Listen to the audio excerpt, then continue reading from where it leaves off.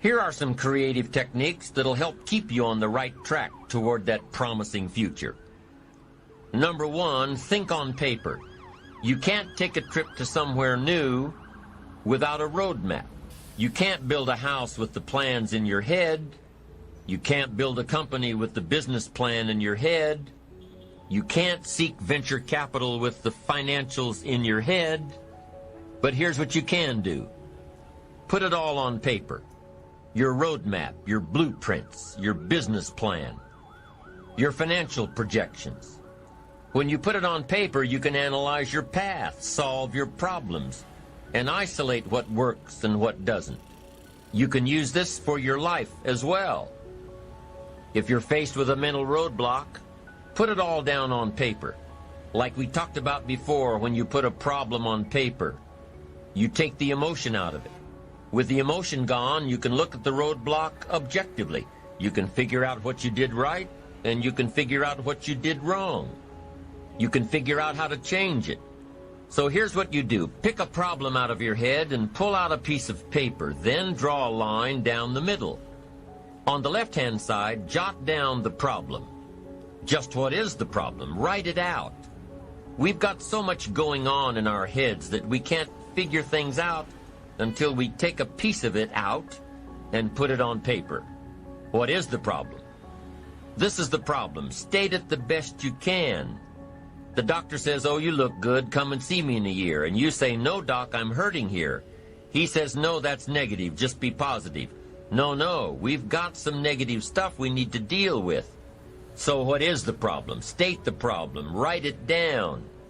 Now, on the other side of this paper, you put the answers or the solutions. And I've got 3 questions to ask in order to find the answers. And by the way, these 3 questions can be used to solve almost any problem. Here they are. The first question you need to write down is this: what can I do? What can I do? Because you don't want to go any further than that if you can solve it yourself. What can I do? Then what you do is develop working papers. You start jotting down. I could do number 1. I could do number 2. I could do number 3. Here's some alternatives. Then you start analyzing them. Let's see, number 3. No, that one would take too long. I haven't got that much time. Okay, number 2, not sure. Okay, let's look at number 1. Maybe this is my best one, the one I thought of first. Now, if that won't work, here's number 2. What could I read? Maybe there's a book on my problem. Somebody spent a lifetime trying to figure out this problem. Maybe it's written out in concise language somewhere to give you the instant benefit of someone's advice. You don't need to reinvent the wheel. Do your homework and find the solution. And then you start developing some working papers on what you're reading. Book number 1, this guy's crazy. Book number 2, this guy's too shallow. Book number 3, this guy's got some interesting things to say about this problem. I'm telling you, if you want to solve a problem, the best questions to ask are, number 1, what could I do? And number 2, what could I read? Don't miss the book that could help. So I'm asking you, don't sell yourself short here. You can find some answers. Now first, try to find them yourself from your own experience. Then second, if you can't find them yourself, now ask, what could I read? Go to the library. Go to the bookstore. Search your own library. Go back through your own journals to find the stuff that's been helpful and valuable to you. And see if maybe you've made some notes that could be helpful in your situation. Now, if that doesn't work, then ask question number 3. And question number 3 is, who could I ask? Now, guess what you're prepared with when you ask somebody to help you? You've got your working papers to show them. You say, you know, I've got my working papers. I've tried my best to figure it out myself, and that finally left me short. Here are some of the books I've read. I've researched this material, and I'm still short. Now could I possibly ask you, and could you possibly help me? You can't believe how willing somebody will be to help you if, first of all, They've gotten the idea that you were willing to help yourself. So if you've got a problem, pull it out of your head and put it down on paper. Then ask yourself, what can I do?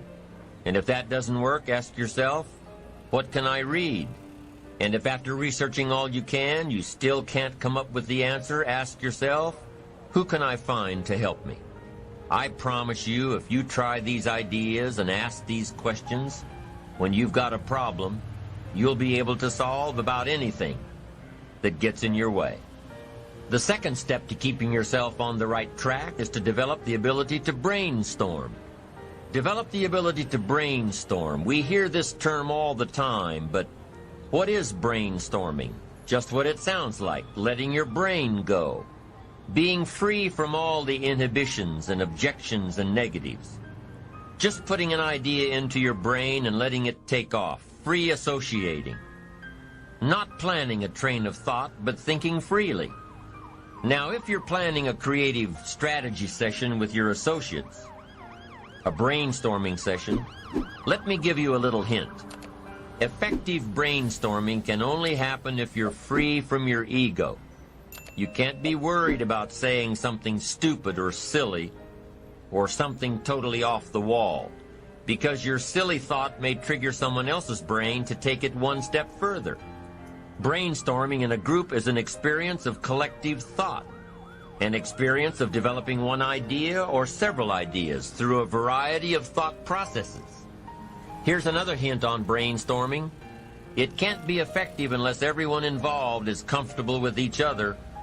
If you don't feel comfortable within the group, you may withhold the very thought that provides the solution to the problem. You may withhold it because you don't want to appear stupid. How do you think all the advertisements you see on TV and in the magazines get created? How do you think some of those crazy campaigns are born? The process happens through hours and hours of creative brainstorming and working papers. Every member of the team jots down notes, and one idea builds on another idea, and another, and pretty soon, a campaign is born out of the collective thoughts of the group. Now, I don't believe that the best decisions are made by committee, but great ideas are often created by committee. Finding answers through brainstorming, whether you're letting your brain go by itself or whether you're part of a group, brainstorming can often lead you to solutions. Solutions you'd never have thought of if you'd imposed parameters on your thought process. Here's number 3, and it's really an extension of number 2. Number 3 says, imagine outlandish solutions. Get your brain out of the ruts by considering ideas without considering their practicality. Consider ideas without considering how practical they are. You see, if you allow yourself to think without confinement, you may come across a solution that seems totally inappropriate. But guess what else this type of thinking will do? It'll allow you to open up the process, which will eventually lead to totally appropriate solutions. Try creating a flowchart showing the path to success. What does it look like? Is it a straight course? Is it a varied course? Does it have a lot of curves and corners and different angles? Try creating a flowchart to success. It doesn't matter if it ends up being accurate or not. What matters is that it's stimulating the creative thought process. And once you awaken that creative part of you, you'll be amazed at the opportunities that were always there, ones you never saw before. It's all a matter of how you look at life and opportunities. With your computer, either your home computer or the one you've got at work, you can go online with hundreds of services. You can access stock quotes. You can access worldwide newspapers. You can do research. You can call up a bulletin board and directly ask questions of other users. You can make new contacts, develop an entirely new network. By taking advantage of the electronic age, you can learn more than you could otherwise learn. Meet people that you'd otherwise never meet. You can find information that your library may not have. You can share information and transfer files that you've never before been able to share. Many people are afraid of their computers. They don't take advantage of all their system has to offer. Work with your computer. Find out what types of information and services you can access. Use it as a new resource, a new specialized resource that's yours for the taking. The sixth technique for staying on track: commit yourself to learning. Feed your mind, sharpen your interest in two major subjects, life and people. Learn how you can better interact with others. Learn more on how to get the most from life. Learn all that you can so that you can become all that you can become. Learning is the beginning of a life worth living. Learning is the beginning of wealth. Learning is the beginning of happiness.